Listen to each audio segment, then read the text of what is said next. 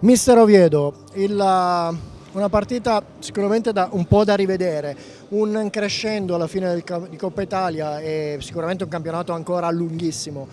Forse un primo tempo un po' in difesa all'inizio, però un secondo tempo iniziato benissimo. Cosa è successo? No, è successo che non abbiamo trovato il gol a tempo, penso che abbiamo iniziato un po' in difficoltà, ma sicuramente abbiamo creato qualche situazione che non abbiamo sfruttato e poi, come ti dico, no? Noi siamo con tanti infortuni, abbiamo una squadra che fa un po' di fatica a girare.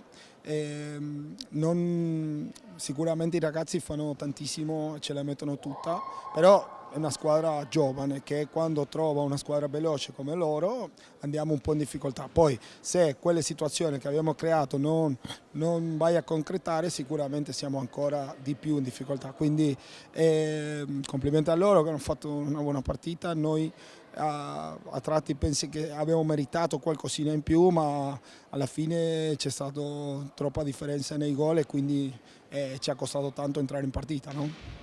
Sì, appunto, come dicevo, nel secondo tempo un pressing alto. Quando abbiamo fatto il pressing alto abbiamo fatto vedere la differenza, li abbiamo messi anche un po' in errore e forse però, come diceva lei, non abbiamo poi concretizzato. Sì, certo, e sicuramente ancora non possiamo farlo tanti minuti perché poi i cambi sono quelli che dobbiamo fare e sappiamo che magari non facciamo di più, però almeno abbiamo cercato, si è lavorato tanto, penso che se noi si approfitta di queste partite che abbiamo fatto, no? per trovare là tutti gli errori, continuare a lavorare tranquilli perché il gruppo c'è, la spinta, la voglia c'è, quindi tanta voglia di far bene, però ora c'è tanto da fare, quindi speriamo bene.